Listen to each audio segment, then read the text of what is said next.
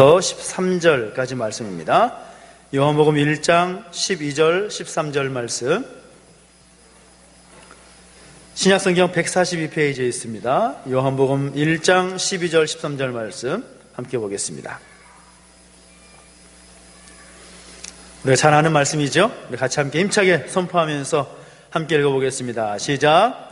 영접하는 자 곧 그 이름을 믿는 자들에게는 하나님의 자녀가 되는 권세를 주셨으니 이는 혈통으로나 육정으로나 사람의 뜻으로 나지 아니하고 오직 하나님께로부터 난 자들이니라. 아멘. 우리가 다시 세우라 라는 한 해의 비전을 가지고 한 해를 시작하고 오늘 특별히 말씀성의 첫 번째 날 함께하게 됩니다. 우리 오늘 함께 말씀 전하실 우리 조병수 목사님, 제가 오전에도 함께 말씀을 전했지만 이 목회자에게 있어서 가장 부담스러운 자리가 목사님들 앞에 설교하는 거, 그 다음에 스승 앞에 설교하는 거. 근데 목사님 제 스승이자 또 목사님이셔가지고 아침에 굉장히 긴장을 많이 했습니다. 오늘 특별히 제자가 또 초대할 때 그냥 흔쾌히 또 와주십사 약속하셨고 와주셔서 감사합니다. 귀한 말씀, 오늘 하나님 자녀의 권세, 오늘 우리에게 주신 말씀 참 기대가 되는데요. 오늘 말씀 전하실 때 우리가 많은 은혜가 되고 또 새로워지는 그런 시간 되기를 소망합니다. 우리 목사님 나오실 때 박수로 환영하겠습니다.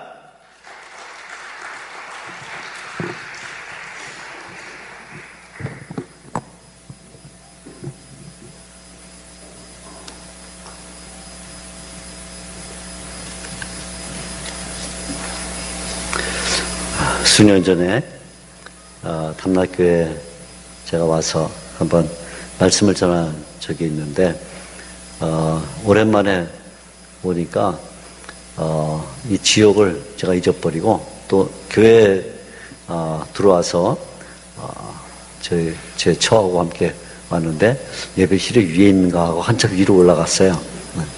근데 한참 올라가 보니까 우리 주일학교 아이들만 예배를 하고 있어서 마침 우리 꼬마에게 야, 예배실이 어디냐 그러니까 내려가세요. 그래서 내려와 보니까 그렇구나, 이게 오래간만에 오니까 예배실도 못 찾고 이렇게 헤매는데, 막 들어와서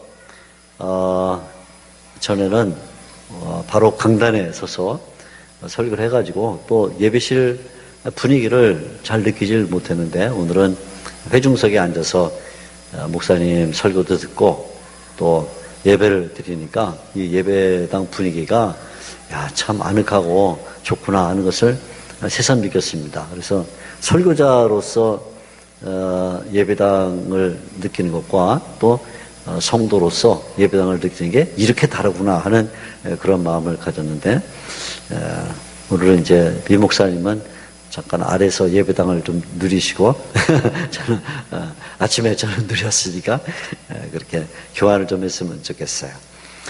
이번 신년 2020년 저 외우기도 좋아요. 저는 작년에는 2019년이 잘 안 외워져 가지고 거의 매일 일기를 쓰는데 연말 될 때까지도 2018년 12월 이렇게 쓰다가 참 19년이지 잘 안 외워졌는데, 이제 올해는 아예 2020 그래서 잘 외워집니다. 그래서 하나님께서 숫자만 보더라도 잘 굴러가도록, 그죠? 동그라미가 많아서 좋은 해가 아닐까 이렇게 생각하는데, 또 신년에 함께 말씀을 나눌 수 있는 좋은 시간 가지게 돼서 참 기쁘고요.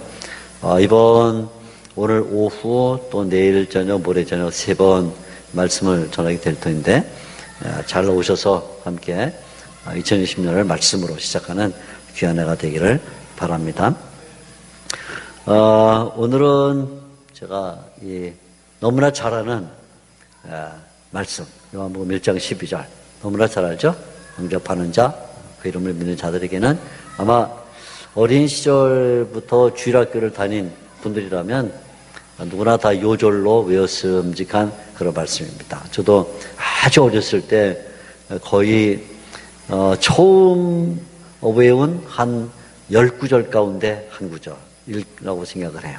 그만큼 너무나 유명한 말씀이고 오랫동안 암송하고 또 이 말씀의 은혜를 받으며 살고 있는데, 여러분도 그러리라고 생각합니다. 그래서 오늘 너무나 잘 아는 말씀이지만 올해 표가 다시 세우자. 그러니까 한번 다시 세워보는 이런 마음으로 잘하는 말씀일수록 다시 한번 새겨놓으면 그것이 우리 신앙의 기반이 될 것이다. 이렇게 믿습니다. 이번에 첫날 우리 이 너무나 잘하는 말씀을 가지고 한번 믿음을 다시 세우는 이런 시간이 되기를 바랍니다. 세상의 역사는 도대체 무엇을 위해서 존재할까요? 아까 점심을 먹으면서 우리 장로님 손주 되는 이름이 아까 뭐라 했더라? 한솔이가 마침 제 옆에 앉아서 너는 뭘 좋아하니? 그러니까 운동이요. 그랬더니 운동 그리고 또 역사요. 그래 역사. 오 그래. 어린아이들이 본래는 역사 이런 거 안 좋아하거든요. 숫자 외우고 뭐 사건을 귀찮으니까. 근데 역사요. 그래서 오 똑똑한데? 너 굉장히 똘똘하게 생겼다. 그런데 역사, 우리가 살고 있는 이 역사는 도대체 무엇을 위해서 존재하는가? 역사는 누가 권세를 잡는가? 그걸 위해서 존재하는 것입니다.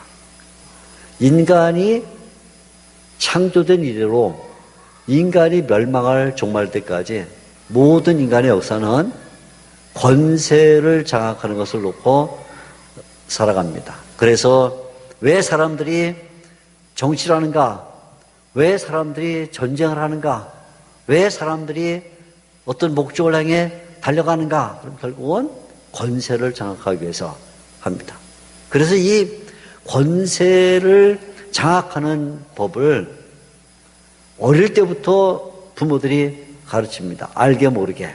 물론 말로는 이렇게 해야 권세를 장악해. 이런 말을 하지 않지만 사실은 결국 우리 어른들이 아이들에게 이렇게 하면 네가 나중에 권세를 장악해. 이렇게 공부를 잘해야 돼. 그래 네가 공부를 잘하면 아무도 너를 해코지 못해. 너를 왕따시키지 않아. 네가 혹시 좀 몸이 약해도 공부를 잘하면 다 네 밑에 들어오는 거야. 이렇게 얘기를 합니다. 운동을 잘해야 돼.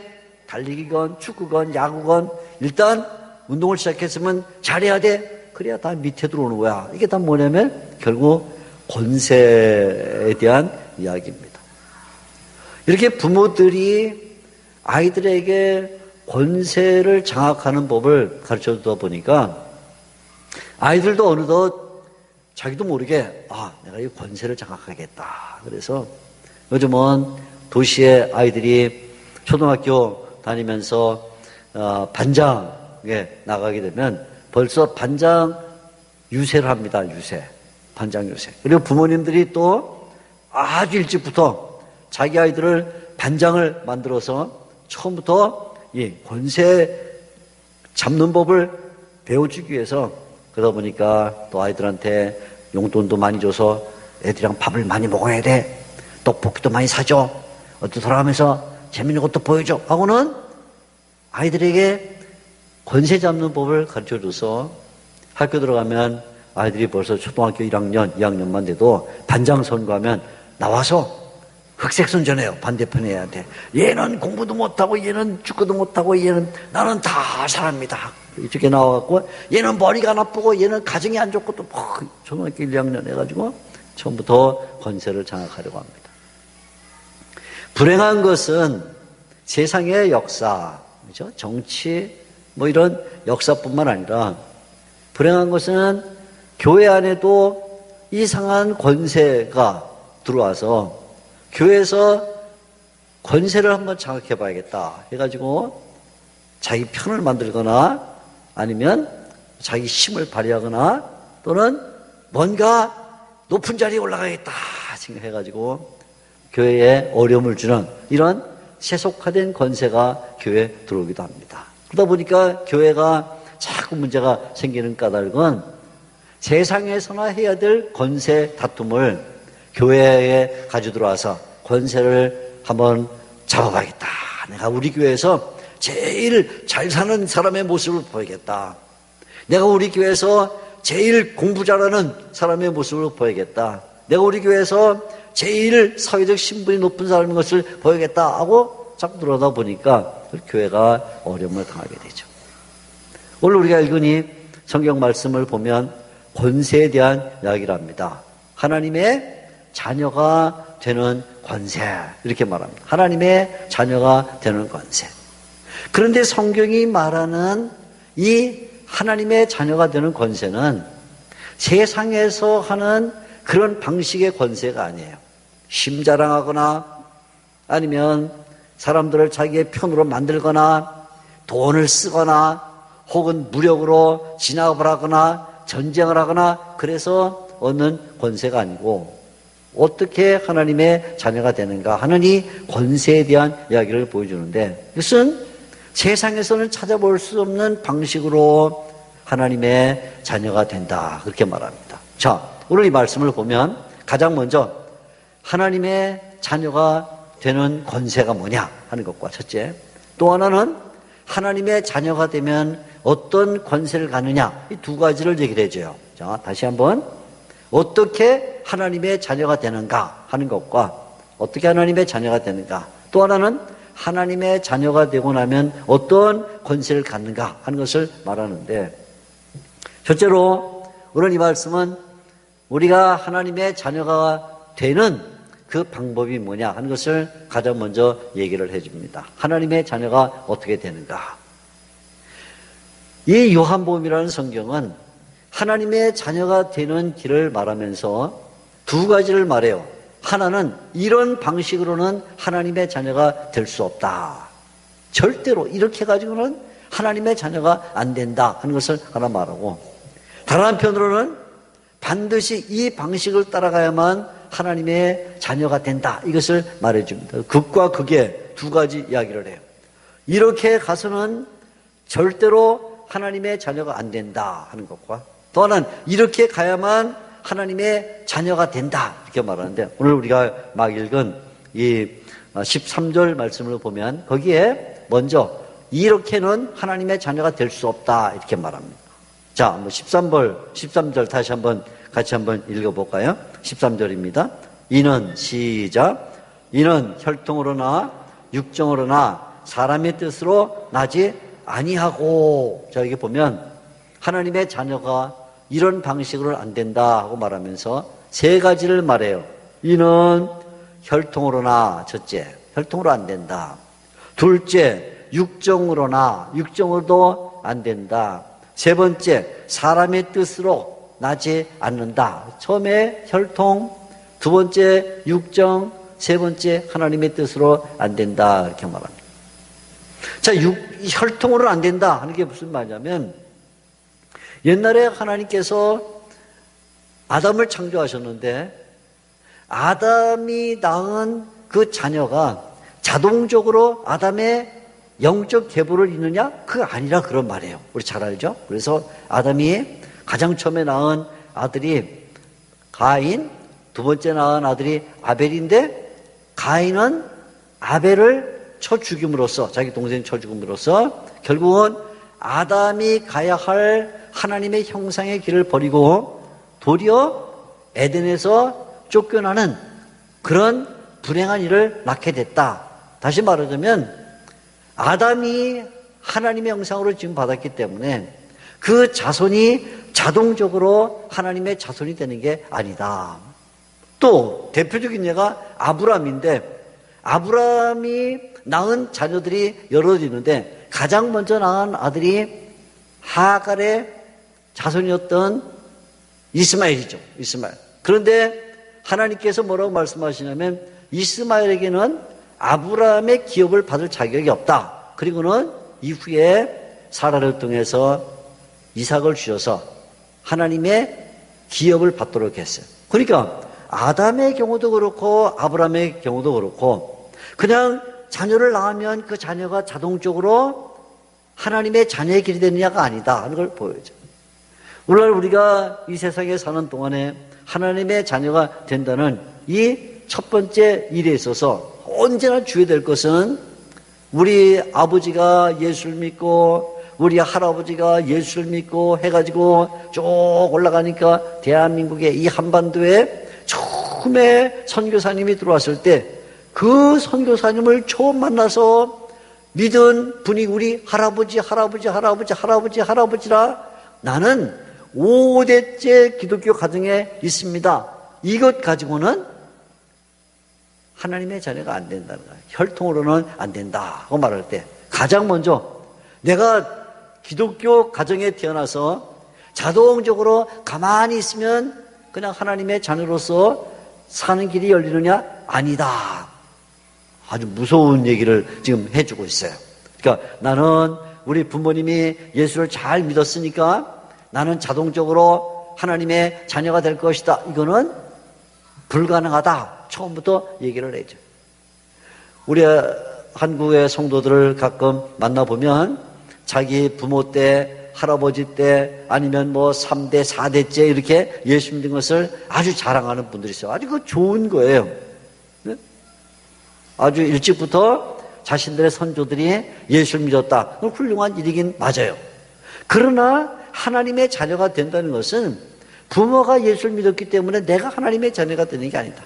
할아버지가 예수를 믿었기 때문에 내가 하나님의 자녀가 되는 게 아니다. 그건 처음부터 아니다. 혈통으로 되지 않는다. 두 번째는 육정으로 되지 않는다. 그렇게 하면 육정으로 되지 않는다. 다윗을 가만 보게 되면 다윗이 그만 밧세바라는 여자와 관계해서 아들을 낳았는데 그것이 인간의 욕심으로 시작이 됐지만 그것이 하나님의 자녀를 생산하는 법이 아니다. 그죠? 아브라함이 하갈과 관계를 가졌을 때 하나님께서 요구하자는 방식으로 이런 육적인 관계를 맺는 그것이 절대로 하나님의 자녀가 되는 길이 될 수가 없다. 그러니까 사람이 갖고 있는 어떤 육체의 계획이나 아니면 정욕이나 욕심이나 목적이나 이런 것들이 하나님의 자녀가 되느냐? 그것도 아니다. 이렇게 말해주고 있어요. 그래서 하나님의 자녀가 되는 것은 감각의 문제도 아니고 물질의 문제도 아니고 육체의 문제도 아니다. 때때로 신앙생활을 하다 보면 우리가 마치 우리의 육체를 잘 보존하면 하나님의 자녀로서의 복을 받을 것처럼 생각하지만 그것도 아니다. 그래서 육체로 안 된다. 혈통으로 안 되는 것처럼 사람이 가지고 있는 뜻이나 목적이나 계획 가지고도 안 된다. 그렇게 말해요. 세 번째가 뭐냐면 사람의 뜻으로 되지 않는다. 사람의 뜻으로 되지 않는다는 말은 사람이 어떤 수양이라든가 또는 훈련을 받거나 도를 닦거나 굉장한 연인 얼굴과 거슬린 옷을 입고 있고 그 옷이 얼마나 지저분한지 냄새가 푹푹 나고 먼지가 나고 탄내가 푹푹 나는 여호수아가 서 있습니다. 그때 사탄이 등장을 했습니다. 마귀가 등장을 했습니다. 그래서는 하나님 앞에 나와서 여호수아를 놓고 얘기를 합니다. 하나님 보세요. 하나님의 제사장이라는 여호수아, 하나님의 자녀라고 말하는 여호수아, 일생 동안 하나님을 섬겼다는 여호수아 꼴 좀 보세요. 아궁이에서 끄집어낸 타다 남은 장작 같지 않아요? 머리는 다 그슬렀고 옷에는 탄 냄새가 나고 먼지 풀풀 나는데 이게 무슨 하나님의 자녀예요? 하고는 마귀가 하나님에게 이 여호수아 볼품 없으니까 버리세요. 제가 가져다가 쓸 테니까 하고 말할 때 하나님께서 천사들에게 말씀하세요. 여호수아에게 새 옷을 입혀라. 여호수아에게 왕관을 씌워라. 여호수아를 목욕시켜라. 여호수아를 새롭게 만들어라. 우리가 이 세상을 살다 보면 사탄이 나와서 말합니다. 야, 네 꼴 봐. 네가 무슨 하나님의 자녀냐? 네가 하나님의 아들이야? 너 같은 게 하나님의 아들이냐? 내가 열 배나 더 낫다. 네가 하나님의 딸이야? 네가 하나님의 딸이면 내가 100배나 더 낫다. 그러면서 우리를 조롱해요. 왜 우리가 때때로는 세상에서 문제가 생기고 어려움을 당할 때 하나님이 안 도와주는 것처럼 보이거든요. 하나님이 도대체 어디 계신 거지? 내가 이렇게 어려움을 당하고 고통을 당하면 하나님께서 구름으로부터 손을 쑥 내밀어 갖고 야, 내가 여기 있다 이렇게 들어줘야 되는데, 그죠? 아무것도 안 나타나요. 이렇게 우리 마음속에 하나님 아버지 불러도 하나님께서 안 들어주는 것처럼 보여요. 마귀는 와서 계속 얘기해요. 야, 하나님 버려. 너한테 응답잖아. 하나님 뭐하러 믿어. 내가 당장에 천하만국의 영광을 보여주고 검은 보석을 줄 테니까 나한테 절해. 예수님께 나와서 말했던 것처럼 우리를 청구합니다. 우리는 마음속에 하나님이 정말 나를 버렸나 보다. 하나님께서 나를 안 도와주나 보다. 이렇게 생각해요. 그런데 나중에 믿음의 철이 들고 나면 그게 아닌 걸 알아야, 아버지가 왜 나를 안 도와주셨냐면, 왜 안 도와주셨냐면, 그때 아버지가 날 도와주면 내가 스스로 서지를 못해. 내가 스스로. 아버지가 내가 기도할 때, 아버지, 제가 지금 사업이 망하고 있어요. 도와주시는, 하나님이 응답을 안 하셔요. 근데 하나님이 만약 그때 그냥 응답을 해갖고, 그래, 얘다, 돈 줄 테니까 다시 줘버리면, 그러면 성공을 하지만 하나님에 대한 분명한 믿음이 생기지 않아요. 그러니까 하나님께서 아셔요. 시간이 많이 지나보면, 저도 마찬가지. 저도 아주 어린 시절부터 의식을 갖고 제가 하나님을 고백하고 하나님을 믿은 때부터 지금까지 어려움이 많았어요. 어려움이 없는 게 아니에요. 목사라고 무슨 맨날 하나님이 무지개 보여주시고 무슨 홍해가 갈라지고 그런 거 아니에요. 그죠, 목사님? 안 보여줘요. 어떤 때는 하나님이 이게 목사를 이게 그냥 거지처럼 이렇게 놔두시니까, 하나님 지금 당장에 제가 개척을 했는데 난로가 없어요. 냉장고가 없어요. 하나님 가만히 계세요. 썩은 수박 먹고 상한 참외 먹고 가만 배탈 나고 가만히 두셔. 근데 나중에 돌이켜보니까 하나님이 인내하게 하시고 그랬구나. 철이 들면 알아요. 하나님께서 왜 아버지신데 응답을 안 하셨느냐. 저는 나이가 많이 들어서 아버지에 대해서 철이 들었어요. 나이가 많이 들어서. 그것도 서울에서 어느 교회 담임 목사할 때 40몇 살이나 됐을 때, 그때 아버지의 철이 들었어. 아버지. 왜냐하면 우리 아버지는 손재주가 많으신 분이라 그냥 모든 걸 와서 고쳐주셨어요. 제가 나이가 40살이 넘었을 때도 아버지는 저 멀리 딴 데 사셨는데 이렇게 하다가 전기가 안 되거나 또 수도가 안 나오면 교회 사찰집사님한테 얘기해도 되는데, 또 사찰집사님 부르면 또 목사님 왜 맨날 이렇게 망가뜨려 그럴까봐 아버지한테 전화해. 아버지 저기 이거 하수도가 막혔는데 어떻게 해요? 그러면 그거 이렇게 하고 저렇게 하고 이렇게 그러래 하면 딱 될 거 같지 안 돼요. 그럼 또 전화해. 아버지한테, 아버지 그거 하라는 데는데 안 되는데 어떻게 해? 그럼 내가 갈게. 그러면 그 노인네가 버스 타고 전철 타고 먼 길을 와가지고 하수도 고쳐주고 그랬어요. 전구도 하나 제대로 못 갈았어요. 목사가 별 볼 일 없어갖고. 그럼 아버지가 와서 해줬어요. 그리고 우리 아버지가 만능이라고 생각했어요. 참 우리 아버지 편하다. 좋은 사찰 집사보다 100배 나은 사찰 아버지. 진짜 좋았어요. 얼마나 편해요. 쭉 가면 불러다가 조금만 불러다가. 어느 날 저희 부친이 소천하시기 전 얼마를 남겨두고 저희 집에 와서 잠깐 머무신 적이 있어요. 저녁쯤 됐을 때 여름에 아버지가 말씀하셨습니다. 야, 조 목사, 답답한데 어디 뒷동산에 좀 갔다 오자. 그래서 저하고 제가 아버지를 모시고 뒷동산을 같이 올라갔습니다. 뒷동산을 한참 가는데 아버지가 숨이 차시니까 저기 저 벤치에 좀 앉았다 가자. 그래서 벤치에 앉았습니다. 저는 태양을 등지고 앉았고 아버지는 태양을 받으면서 앉았습니다. 저는 태양을 등지고 앉았고 아버지는 태양을 받으며 앉았는데 마주 앉아서 잠깐 얘기를 나누는데 제가 깜짝 놀랐어요. 그때 왜 놀랐냐면, 아니 우리 아버지가 왜 이렇게 늙었지? 우리 아버지가 머리도 다 빠지시고 검버섯이 얼굴에 다 펴있고 주름살이 깊이 파이는데 지금까지 보지 못했던 태양의 조명을 받으면서 아버지의 얼굴, 아버지의 손등을 보니까 우리 아버지가 너무나 늙었어요. 너무나. 어릴 때 초등학교 들어갔을 때 저한테 가방 사주고 함께 학교를 데려가던 아버지, 중학교 들어갔을 때 함께 학교 오셔서 축하했던 아버지, 결혼했을 때 축하해주던 아버지, 그 젊고 힘있고 든든한 아버지가 없어지고 얼굴에 큰 버섯이 피고 머리카락이 다 빠지고 하얘지고 그리고는 주름살이 박힌 아버지가 앞에 있는데, 이야, 마치 정말 무슨 영화 필름 보듯이 말이에요. 제가 아버지에 대한 기억을 가지고 있는 그 모든 장면들이 확 올라오면서 야, 아버지가 계셨기 때문에 내가 있는 거구나.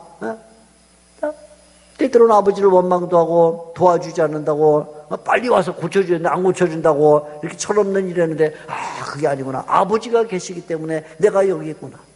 하나님께서 우리의 아버지가 되셔서 하나님이 우리를 이끌어 오실 때에 어떨 때는 척척 응답을 주시기도 하지만 어떨 때는 척척 응답을 안 주십니다. 견디게 하십니다. 참게 하십니다. 광야 40년 길을 지나는 것처럼 날짜를 채워주십니다. 고통스럽죠. 그런데 하나님은 우리를 잊어버린 적이 없어요. 아멘. 하나님을 잊어버린 적이 없어요. 늘 보고 계셔요. 늘 보고 있습니다. 그러나 필요에 따라서 은혜를 주시는데 내가 철이 들지 않아서 그걸 깨닫지 못해요. 응답이 없는 것도 응답이다. 그걸 깨닫지 못해요. 따라해 보겠습니다. 응답이 없는 것도 세게 무응답도 응답이다. 그 시간 동안에 우리에게 생각해 보도록 하시고 견디게 하시고 참게 하시고 그래서 하나님이 살아계심을 응답이 없는 중에도 느끼게 하시는 게 하나님이시다. 하나님. 그래서 하나님의 자녀가 되면 가장 먼저 얻는 권세가 하나님을 아버지라 부른다. 하나님. 한 번도 나를 외면하지 않고 보고 계시는 하나님이 우리를 보고 있다는 거예요. 어느 사람이 너무나 어려움을 당하는데 가정에도 어려움이 있어요. 자녀를 잃어버렸습니다. 사업이 안 돼서 사업이 쫄딱 망했습니다. 친구들이 자기를 조롱하고 떠나갑니다. 예수 믿는 사람이 어떻게 그렇게 가정이 안 되냐고 사업 같이 하던 사람들도 조롱하고 떠나갑니다. 그래서 이 사람이 예배당에 와서 하나님 앞에 눈물을 흘리면서 기도를 했습니다. 하나님, 저의 자녀에도 문제가 생기고 사업에도 문제가 생기고 건강에도 문제가 생기고 친구들 떠나가고 같이 사업하는 다 떠나가는데 제가 너무나 외롭습니다. 이 긴 사막과 같은 길을 걸어가는데 하나님은 도대체 어디 계신 겁니까? 내리쬐는 태양, 모래바람, 이 뜨거운 모래밭을 맨발로 걸어가는데 하나님, 아무리 봐도 하나님은 어디 계신가요? 도대체 하나님 어디 계신 건가요? 뒤돌아보니 내 걸어온 발자국밖에 없어요 하고는 하나님 앞에 하나님은 도대체 어디 계십니까? 통 그러기도 하는데 환상처럼 응답이 왔는지 아니면 어떻게 되는지 모르지만 아무튼 하나님께서 응답을 주시는데 야, 너 지금 네가 그 걸어온 길 뒤에 발자국 난 거 그거 네 발자국인 줄 아냐? 그건 내 발자국이야. 내가 너를 안고 온 거야. 너 지금까지 하나님의 발자국이에요. 하나님을 놓아 본 적이 없어요. 그래서 사도 바울이 말하기를 우리 주 그리스도 예수 안에 있는 하나님의 사랑에서 끊을 수가 없다. 아무도 를 끊지 못한다. 하나님이 아버지시기 때문에 조그만 달가락 소리가 나도 금방 일어나요. 우리가 뭔가 고통스러워 신음하면 아버지가 금방 하셔요. 은혜를 베풀어 주십니다. 그래서 하나님의 자녀가 되는 권세, 첫 번째 권세는 하나님을 아버지라고 부르고 하나님이 아버지로서 나를 살펴주신다. 첫째, 이게 하나님의 자녀가 되는 권세, 하나님을 아버지라고 부를 수 있다. 그런데 하나님을 아버지라고 부르는 권세가 주어진 것처럼 또 하나의 권세가 주어지는데 그게 뭐냐면 내가 하나님의 아들, 하나님의 딸이 된다. 그 말이에요. 너무 쉬워요. 하나님의 자녀가 되는 권세니까 따라해 봅시다. 나는 하나님의 아들이다. 여성분들은 나는 하나님의 딸이다. 하나님의 아버지가 되시니까 이제는 우리가 하나님의 아들이 되고 하나님의 딸이 됩니다. 그래서 하나님의 은혜에 참여합니다. 하나님의 은혜에 참여. 그래서 이제부터는 우리에게 어떤 복이 주어지냐면 하나님을 닮아가는 복이 주어져요. 하나님을 닮아가요. 옛날에는요, 예수님을 알지 못할 때 누굴 닮았냐면 사탄을 닮았어요. 사탄. 저는 미션 스쿨, 중고등학교를 미션 스쿨을 다녔는데, 선교사가 세운 학교를 다녔는데, 고등학교 다닐 때 우리 영어 선생님 수업 들어오면 그분이 그 당시 나이가 좀 제법 지긋이 든 분이셨는데, 늘 이렇게 얘기했어요. 어느 교회 장로님이셨어요. 이렇게 얘기를 했어요. 야, 놈들아, 나는 길거리 걸어다니면 누가 예수 믿는지 누가 부처 믿는지 다 알아. 그랬어요. 그래서 우리가, 선생님 뻥쟁이. 어떻게 그걸 아냐. 저도 지금 알아요. 제가 이렇게 길거리 다니면, 저 사람 예수 믿는 사람 부처 믿는 다 압니다.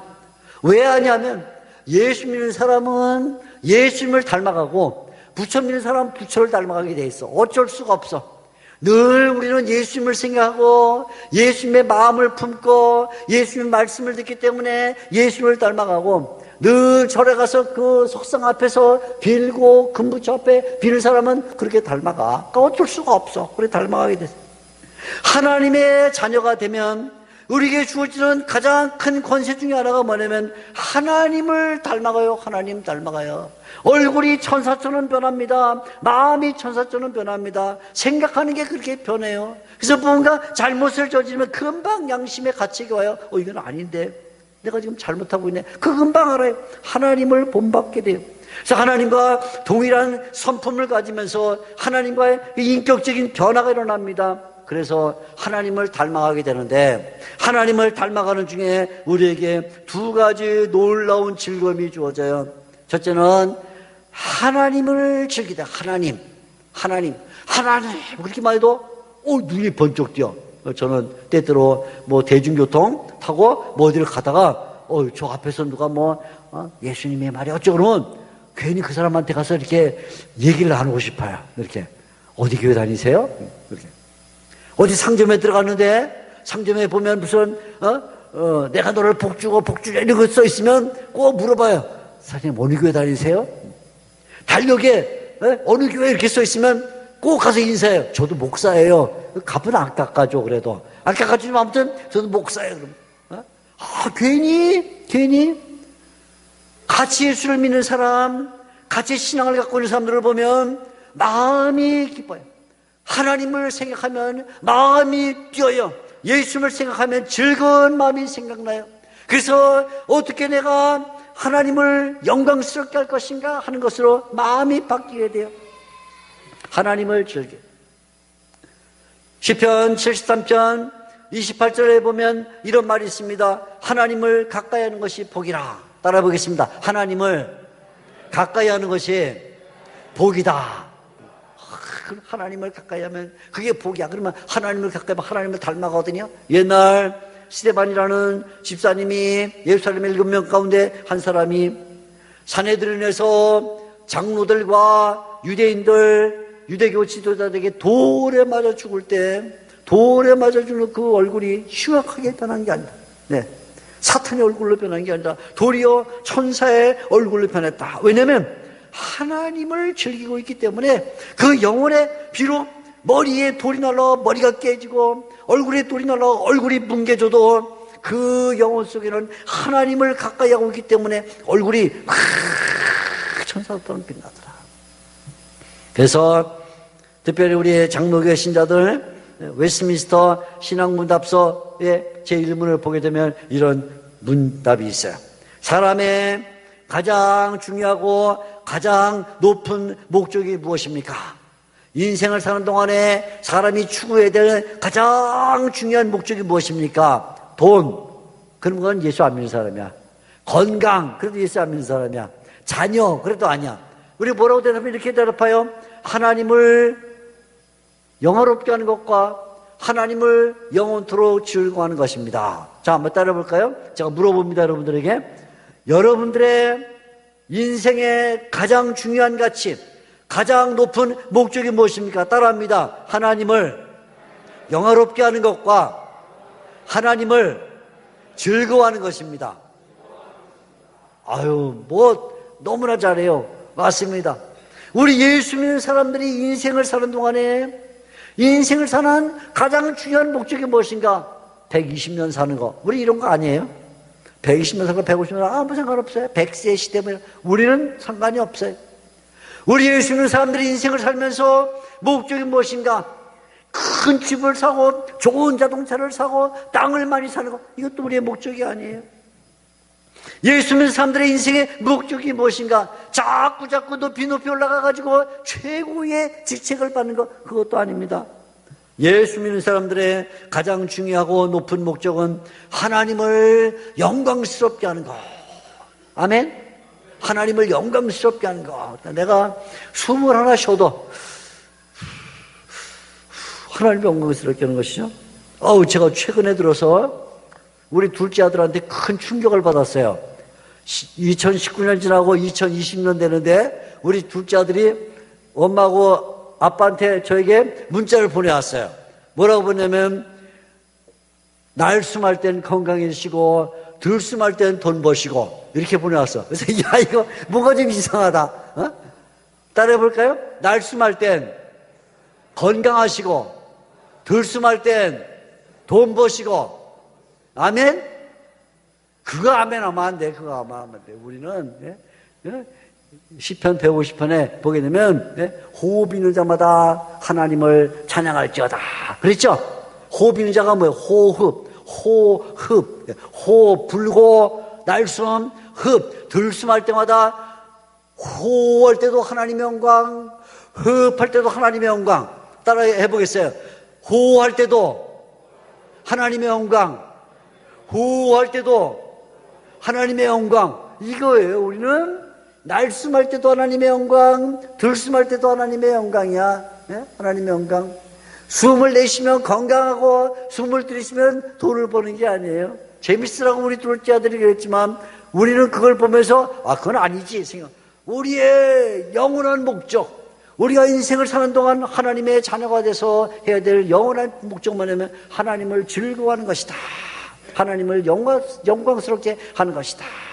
그래서 하나님께 영광을 돌리기 위해서 생각을 하나님께 영광을 돌리는데, 말을 하나님께 영광을 돌리는데, 행동을 하나님께 영광을 돌리는데 쓰는 것이죠. 그래서 생각이 그 자체가 하나님의 자녀이기 때문에 하나님께 영광 돌리는데 가 있어야 돼. 어떻게 하면 하나님께 영광 돌릴까? 노래 하나님의 영광 돌릴까? 말할 때도 아무렇게 말하는 게 아니라 내가 이렇게 말해서 하나님께 영광을 돌려야지, 이렇게 말해서 하나님께 영광 돌려야지. 행동할 때도 이렇게 해서 하나님께 영광, 저렇게 해서 하나님께, 모든 것을 하나님께 영광을 돌리는 것이다. 하나님을 영광스럽게 하는 것. 그런데요, 이 문답의 답 가운데는 하나님을 영광스럽게 하는 것만 있는 게 아니라 또 한 가지가 들어있는데 뭐냐면 하나님을 즐거워하라. 하나님께 영광을 돌리고 하나님을 즐거워하라. 우리 성도들이 하나님의 자녀로서 인생을 사는 동안에 해야 될 또 하나의 중요한 사항은 하나님을 즐거워하라. 이 즐거워한다는 말이 엔조이라는 데는 엔조이. 아이고, 우리가 어디 여행 가면 여행 엔조이 하세요? 어디 맛있는 음식 먹으면 맛있는 음식 엔조이 하세요? 그런데 하나님을 엔조이라니까. 와, 하나님 생각하면 막 마음에 기쁨이 있고, 하나님 생각하면 감격이 일어나고, 하나님 생각하면 즐거움이 있고, 하나님을 즐거워하라. 하나님을. 네? 저희 집에는 아들이 둘이 있어서 이제는 뭐 다 겉버리고 말았지만, 저희 유학할 때, 저는 유학하면서 목회도 했어요. 목회도 하는데 정말 힘들어요. 박사학위 논문도 써야 되고, 목회도 해야 되는데, 이 교민 목회가 보통 힘든 게 아니에요. 다 잘난 사람들만 있어요. 교민으로 온 이주자들도 잘났고, 거기 뭐 상사, 주지원으로 온 사람들도 다 잘나서 왔고, 또 학위하러 온 사람들 다 잘났고, 다 잘났어요. 맨날 싸워서 잘난 사람들 얼마나 힘든지 몰라요. 그래서 공부도 해야 되고, 박사 논문도 써야 되고, 목회도 너무 지친데, 제가 무슨 장비처럼 막 몸이 좋은 사람들 맨날 이렇게 조금 해갖고 맨날 빼빼 말라 있는데 힘이 부착. 그래서 어느 날은 너무 힘들어가지고 집에 좀 일찍 들어와서 한 잠 좀 자고 와야겠다. 우리 아이들 초등학교 들어가기 전에 집에 들어가면 이렇게 둘이 놀고 있는데 아빠 들어오니까 아빠 반갑고 안기는데, 아빠가 오늘 너무 피곤하니까 한 30분만 좀 자고 일어날 테니까 조금 놀고 있어라. 그는 방에 들어와서 침대에 넣어서 눕자마자 두 놈 달라갖고 저한테 달라붙어서 형이 제 목을 썰어요. 목을 슉딱. 동생은 팔로 제 발목을 썰어갖고 형이 제 목을 동생한테 주면서 야 이거 먹어, 되게 맛있어. 제 목을 동생한테 주고, 동생은 발을 잘라갖고 제 족발을 어떻게 만들어갖고 형한테 형 이거 맛있어 먹어. 제발, 아빠가 지금 엄청 피곤하니까 30분 뒤에 놀을 테니까 잠깐만 나가 있어. 잠깐 나가 다시 들어가고 바꿔 임무교대. 형이 이번에는 발 자르고 동생은 목 자르고 서로 나눠 먹고, 형 우리 심장 빼먹을까? 심장 빼먹고. 너무너무 귀찮은데 얘들아 좀 놔둬라. 왜 그래요? 아빠를 즐기는 거예요. 아빠를. 예? 우리가 하나님의 목을 잘라야 돼요. 좀 참담한 말이지만 우리 하나님의 발목을 잘라 하나님 그리고 우리 손 나눠 먹어야 돼요. 하나님을 엔조이하라. 하나님의 이제 놀라운 말이에요. 이 웨스민스터 신앙고백서의 이 문답이 사람의 가장 중요하고 높은 목적이 무엇입니까? 하나님께 우리의 말과 생각과 삶을 들여서 하나님을 영화스럽게 하는 것과 그 하나님을 어린아이들이 아버지를 즐기는 것처럼 그 하나님을 즐겨라. 하나님을 즐겨라. 하나님을 즐겨라. 우리 아이가 늘 집에서 이렇게 그냥 집에 들어오게 되면 냉장고 문 열어가지고 그냥 냉장고 문 열면 콸콸콸콸 마시고 흘러내리면 또 그 다음에 또 그거 갖고 침대 갖고 눕고 그렇게 못된 짓을 해서 언젠가 제가 아이들이 우리 아이한테 제가 얘기했어요. 야, 너는 도대체 왜 집에서 이렇게 좀 점잖하고 좀 이렇게 품위가 좀 있어야지. 이게 뭐냐? 그러니까 아이 아빠, 우리가 아빠 집이잖아요. 아빠 집. 내가 이웃집 가서도 그러겠어요. 이웃집은 아저씨 집인데. 그래서 그 말 들으니까 그 말이 이해가 되더라고. 맞아요. 우리가 아버지 집에서 지금 아버지 집 하나님 아버지라고 부르면 하나님 아버지를 즐겨야 되는데 하나님을 아버지를 즐기지 못하면 그거는 어색한 관계가 되는 거예요. 우리는 하나님의 아저씨가 아니잖아요. 그죠? 따라해 보겠습니다. 하나님, 세계 하나님, 아저씨. 이상하죠? 하나님 아저씨. 이상하잖아요? 우리 하나님 기도할 때 하나님 아저씨 우리가 기도하지 않아요?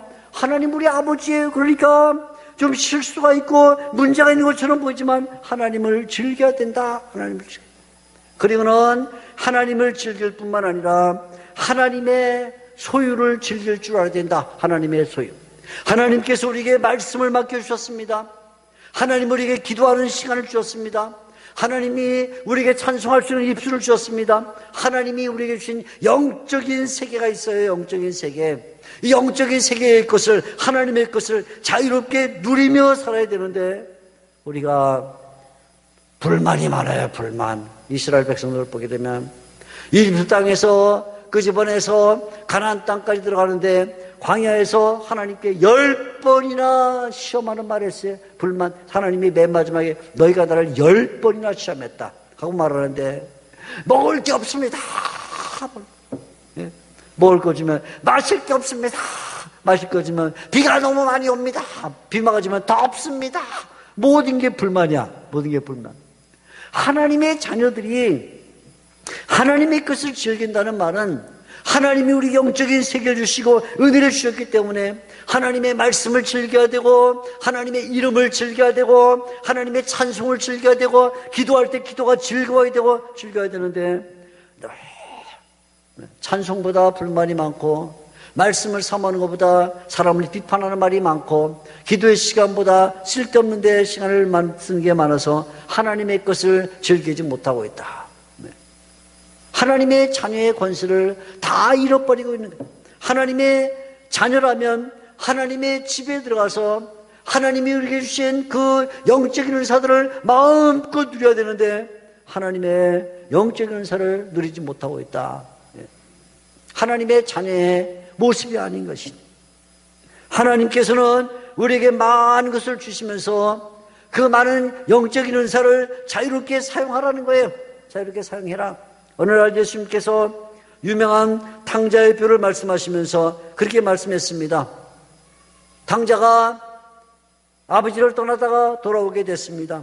아버지가 이 탕자를 보면서 너무나 마음이 아파서 탕자를 끌어안고 입을 맞추고 목욕을 시키고 그리고는 금가락지를 끼우고 좋은 옷을 입히고 돼지 물돼지 가죽으로 신발을 신기고 그리고는 음식을 차려놓고 악사들을 불러다가 막 향연을 벌였습니다. 잔치를 벌여서 떠드니까 저녁 때까지 잔치를 벌이면서 떠드는데 큰아들이 들에서 돌아왔어요.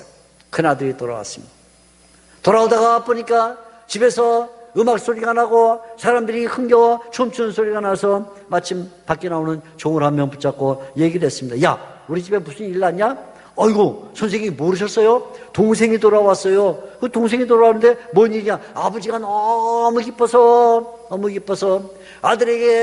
당자 아들에게 반지를 씌우고 당자 아들에게 좋은 옷을 입히고 악사들을 부르다가 지금 잔치를 크게 베풀고 있습니다. 이 아들이 뿔따기가 났죠? 그래서 아버지에게 찾아갔습니다. 아버지를 바라보고 말했습니다. 아버지, 어떻게 당자 저놈에게 아버지의 재산을 절반이나 말아먹고 돌아왔는데 저 아들을 위해서 잔치를 베풀 수 있습니까? 그리고는 말했습니다. 내게는 염소 새끼라도 주어서 나와 내 벗으로 즐기게 하실 수 있습니까? 하고는 따졌어요. 나에게는 염소 새끼라도 주어서 즐기게 하실 수 있습니까? 그러니까 아버지가 아들에게 말했습니다. 아마 저것했으면 일단 뒤통수를 쳤을 텐데 성경에 그 말이 없으니까 모르겠고, 아무튼 아버지가 자비로우시니까 이렇게 말했습니다. 예, 너는 항상 나와 함께 있지 않냐? 이게 복이라 그 말이에요. 너는 항상 나와 함께 있지 않냐? 그 자체가 복이에요. 하나님과 함께 있다는 것. 아까 시편 73편 28절에 주께 가까이 하는 것이 복이다 그렇게 말하는데, 하나님과 함께 있는 것 그 자체가 복이고, 그리고는 아버지가 아들에게 한마디를 덧붙였습니다. 내 것이 다 내 것이다. 내 것이다. 내가 하늘의 세계에 있는 말씀의 은총, 기도의 은총, 찬송의 은총, 그것들을 다 너에게 주지 않았냐? 이 공기가 누구의 것이냐? 이 공기가 내 것이다. 이 풀하늘이 누구 것이냐? 내 것이다. 이 산에 피는 들꽃과 하늘에 날아다니는 새들이 누구 것이냐? 다 내 것이다. 하늘에 올라오는 태양도 내 것이고 달도 내 것이다. 다 너희가 즐길 수 있는 것이다. 다 내 것이다. 그것을 하나님에게서 받아서 즐거워하고 다 내 것을 삼으면 그것이 내 것이 될 터인데, 내 것이 내 것이다. 내 것이 내 것이다. 하나님의 것을 즐겨라. 영적인 은사들을 하나님이 주시려고 할 때 그것을 왜 못 누리고 있느냐 하고는 아들에게 얘기를 했어요. 하나님의 자녀가 되면, 하나님의 자녀가 되는 권세는 하나님을 아버지라고 부름으로써 그분이 늘 우리를 향해 바라보시는 그 은총이 있다는 것과, 우리가 하나님께 나가서 하나님과 함께는 그 즐거움을 맛보면서 하나님의 것을 누릴 수 있다는 이 특권이 주어지게 된다. 그러니까 2020년을 맞이하는 이 즈음에 우리가 다시 무엇을 세워야 되냐면, 하나님을 아버지라고 부르면서 하나님이 나에게 주신 이 특권을 누리면서 2020년 동안에는, 2020년 이 한 해는 처음부터 끝까지 하나님께 열정적으로 감사, 열정적으로 찬송, 하나님의 말씀을 받을 때 그 말씀이 우리 심령에 박히도록 받아들이고, 하나님이 나에게 주신 이 인생을 하나님께 영광을 돌리면서 살 수 있는 도구가 되게 해주세요. 이게 하나님의 자녀의 특권이에요. 우리 탐날교회 20년을 맞이해서 이제 한 해 동안 이 말씀을 드리면서 말씀의 제목으로 삼고, 하나님, 제가 하나님의 자녀입니다. 하나님의 아들입니다. 하나님의 딸입니다. 이 권세를 발동시켜서 주위의 사람들이 나를 보면, 야, 뭔가 다르구나. 하나님의 자녀 뭔가 다르구나. 느낄 수 있게 해주세요. 나를 통해서 하나님을 느끼게 해주세요. 나를 통해서 우리 아버지 하나님이 드러나게 해주세요. 하나님이 영광을 받게 해주세요. 나는 하나님의 자녀입니다. 이 자녀의 권세를 사용해서 내 가정에, 내 직장에, 내 학교에, 내 친구들에게, 내가 알고 있는 사람들에게 나를 만날 때 올해 한 해 동안은 마치 나를 보면 하나님을 보는 것처럼 그렇게 만들어주세요. 하나님이 내 아버지시니까요, 내가 하나님의 자녀니까요 하고는 기도의 제목으로 하나님께 영광을 돌리기를 바랍니다. 올해 한 해 동안 믿음의 사람들이 되어서 천국의 권세를 누리면서 일시적으로 지나가는 세상 권세에 도취하지 말고 하나님의 천국의 권세를 누리면서 살아서 하나님 자녀의 권세를 틀림없이 드러내는 복된 성도님들 되시기를 주님의 이름으로 축원합니다.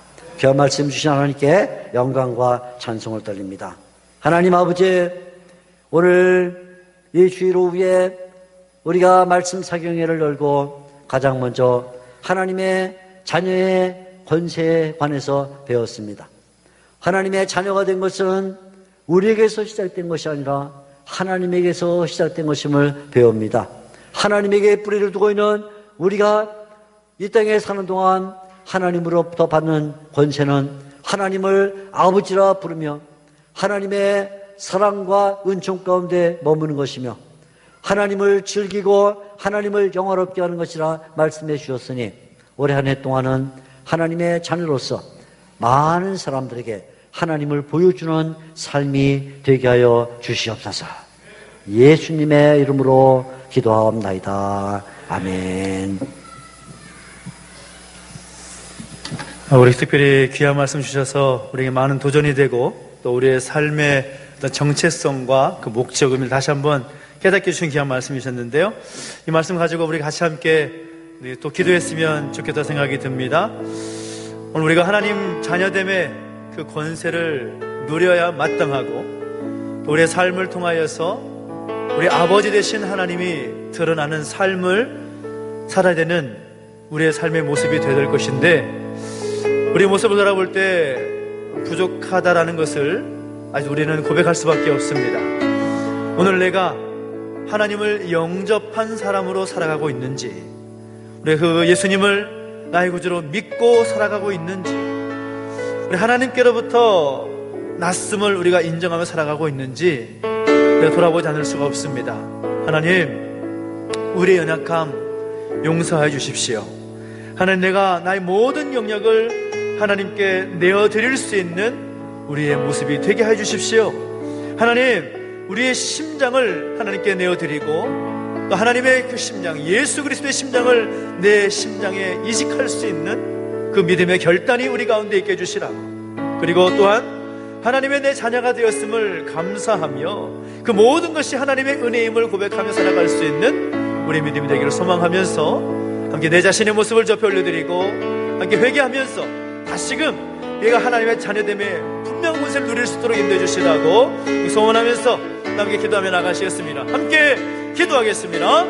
하나님 아버지, 우리 가운데 함께 해주시고 인도하실 때 하나님 아버지, 하나님의 사랑을 누리며 그 모든 것이 하나님의 은혜임을 고백하면서도 우리 살지 못했음을 용서해 주시고 함께하여 주시옵소서.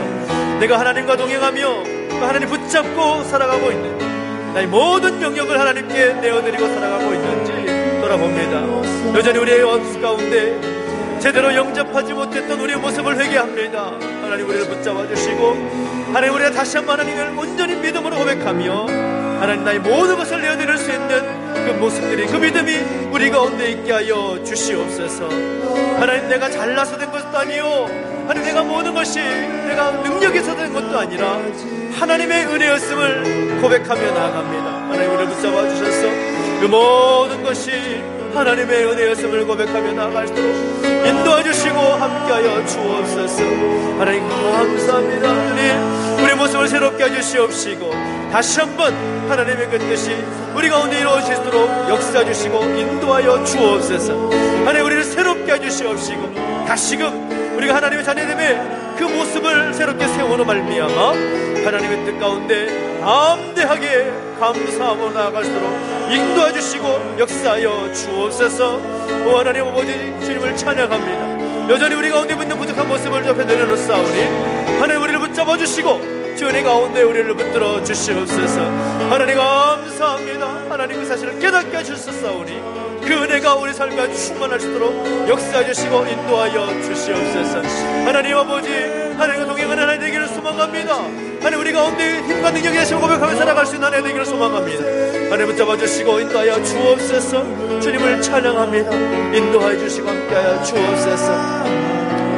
우리가 찬양합시다. 하나님 사랑의 눈으로, 하나님 사랑의 눈으로 너를 어느 때나 바라보시고 하나님 인자한 기로서, 하나님 인자한 기로서 언제나 너에게 이르시니 어두움에 밝은 빛을 너의 작은 신음에도 응답하시니 너는 어느 곳에 있든지 주를 바라고 주만 바라볼지라. 우리 한 번 더 기도할 때 특별히 오늘 말씀을 의지하며 한 번 더 결단하면서 기도하길 원합니다. 우리가 하나님의 자녀됨의 권세를 받은 자로서 우리가 어떤 권세를 누리느냐 분명히 말씀하셨습니다. 하나님을 아버지라고 부를 수 있다 말씀하셨습니다. 우리가 하나님의 아들과 딸로서 설 수 있다는 것을 말씀하셨습니다. 하나님, 우리가 그 사실을 믿음으로 고백하면서 우리의 작은 신음에도 응답하시는 하나님, 우리 영원토록 함께 하셔서 나와 동행하시는 그 하나님, 정말 우리가 기도할 때 올 한 해 2020년 한 해 동안 그 하나님을 경험하는 한 해 될 수 있도록 인도해 주시라고, 그 하나님을 향한 감사와 찬양이 우리 가운데 끊이지 않도록 인도해 주시라고, 그 하나님을 마음껏 경험하며 그 하나님을 즐기며 살아갈 수 있는 하나님 자녀됨의 권세를 누리게 해달라고 우리 자신의 모습을 주 앞에 올려드리며 함께 기도했으면 좋겠습니다. 주님 함께 외치고 함께 기도하며 나아가시겠습니다. 주님, 하나님 우리 가운데 함께 하시고 인도하여 주실 때에 하나님의 자녀됨의 권세를 누리며 살아갈 수 있도록 인도하여 주시고 함께하여 주시옵소서. 우리가 하나님을 아버지라 부를 수 있는 권세를 허락하셨음에 감사를 드립니다. 하나님이 나의 아버지가 되어주심에 감사합니다. 그 사실을 믿음으로 고백하며 살아갈 수 있도록 역사해 주시고 인도하여 주시옵소서. 우리가 하나님의 아들과 딸로서 설 수 있음에 감사를 드립니다. 세상이 어떠든지, 세상의 사람들이 우리를 향해서 어떻게 말하든지 간에 상관하지 아니하고 하나님의 자녀됨을 권세를 누릴 수 있도록 인도하여 주시옵소서. 하나님을 즐기며 하나님을 영화롭게 하며 살아갈 수 있는 우리의 모습이 되게 하여 주시옵소서. 하나님 변함없이 우리가 하나님을 닮아가며 하나님의 자녀됨의 권세를 누릴 수 있도록 인도해주시고, 어찌든지 하나님 뜻을 구하면서 하나님 사람을 살아갈수록 인도해주시고 함께하여 주옵소서. 그 하나님이 나의 하나님 되심을 인하여, 그 하나님이 나의 하나님 되심을 보고 나와 동행하신 분 인사해서 감사하고 감격하며 살아갈 수 있도록 오늘 우리를 붙잡아 주시고 인도하여 주시옵소서. 우리의 작은 신음에도 귀를 기울이시고 우리의 작은 아픔에도 반응하시며 눈을 뜨고 우리를 지켜보아하시는 그 하나님을 마음껏 경험해 나갈수록 인도하여 주시고 함께하여 주시옵소서. 하나님 감사합니다. 올 한 해 시작이 되었습니다. 올 한 해 주 앞에 믿음으로 반응하면서 열정적으로 감사하며 찬양을 나갈 수 있는 하나님 백성 되게 하여 주시옵소서. 그렇게 하나님을 찬양합니다. 하나님 아버지, 우리를 붙잡아 주셔서 하나님의 자녀됨의 권세, 하나님의 자녀됨의 그 놀라운 특권 누리며 살게 하여 주시옵소서. 주님을 찬양합니다. 주님을 찬양합니다. 우리 언제 함께 해주시고 역사하여 주옵소서. 하나님 아버지 감사합니다. 올 한 해 시작되면서 무엇보다 주신 말씀처럼 하나님의 자녀됨의 그 특권과 권세를 누리는 올 한 해 될 수 있도록 인도해 주시고 주장하여 주시옵소서. 하나님, 우리가 어떤 상황과 어떤 형편의 가운데 있든지 우리를 모른다 하지 않으시고 가장 가까운 곳에서 우리를 안으시고 우리를 인도하시며 보호하시는 그 하나님의 놀라운 손길을 올 한 해 마음껏 누리며 살아갈 수 있도록 우리 모든 발걸음을 주장하여 주시옵소서. 성령 하나님께서 우리가 동행해 주시고 우리 개인과 우리의 자녀들, 우리의 가족들, 우리 모든 상황 형편 가운데 그 하나님의 놀라운 역사를 경험하게 하여 주시옵소서. 감사를 드리며 예수님의 이름으로 기도하옵나이다. 아멘. 광고하겠습니다. 오늘 집회가 시작이 되었고 내일 저녁 그리고 화요일 저녁, 수요일까지 말씀 사경회가 진행이 됩니다.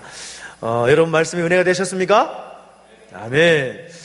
귀하고 또 능력 있는 하나님 말씀 선포되셨는데 그 말씀이 우리에게 생명이 되고 능력이 되면 좋겠고 올 한 해 우리 가운데 큰 능력으로 또 새롭게 세워지는 한 해가 되었으면 좋겠습니다. 다른 건 없습니다. 말씀으로 또 기도로 한 해를 열어야 될 줄로 믿습니다. 함께 하시고 기도로서 또 함께 참여하시면 좋겠고, 내일 저녁은 7시 반에 찬양으로 시작이 됩니다. 그래서 함께 하시면 좋겠고요.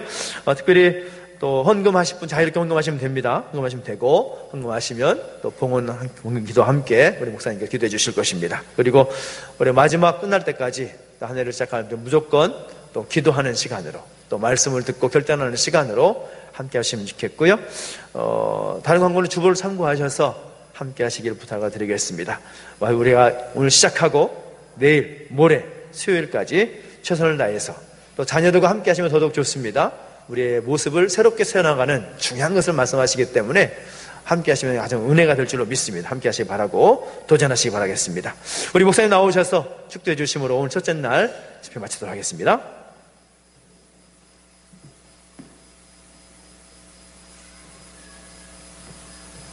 이제는 우리 구주 예수 그리스도의 은혜와 하나님 아버지의 크신 사랑과 성령 하나님의 위로하심과 교통하심 감화하심이 하나님 자녀의 권세를 가지고 하나님을 아바 아버지라 부르며 하나님의 모든 것을 즐거워하며 살아가기로 다짐하는 여기 모인 주님의 성도들, 이 교회 위에 이 땅에 흩어진 하나님의 백성들과 북녘에 있는 우리의 동포들 위해 영원토록 함께 있을지어다.